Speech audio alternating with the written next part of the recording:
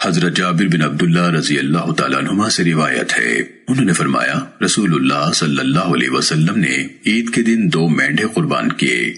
جب انہیں قبلہ رخ کیا تو فرمایا انی وجہت وجہی للذی فطر السماوات والارض حنیفا وما انا من المشرکین ان صلاتی ونسکی ومحیای ومماتی للہ رب العالمین لا شریک له وبذلك امرت وانا اول المسلمین اللہم منک ولک عن محمد وامته۔ میں نے یکسو ہو کر اپنا چہرہ اس اللہ کی طرف کر لیا جس نے آسمانوں اور زمین کو پیدا کیا، اور میں مشرکین میں سے نہیں۔ بے شک میری نماز، میری قربانی، میری زندگی اور میری موت اللہ کے لیے ہے جو سارے جہانوں کا مالک ہے، اس کا کوئی شریک نہیں۔ مجھے اسی بات کا حکم دیا گیا ہے اور میں سب سے پہلا فرمانبردار ہوں۔ اے اللہ، یہ جانور تجھ سے ملا اور تیرے لیے قربان کیا۔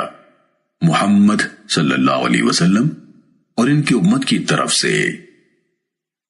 سننے ابن ماجہ حدیث نمبر 3121۔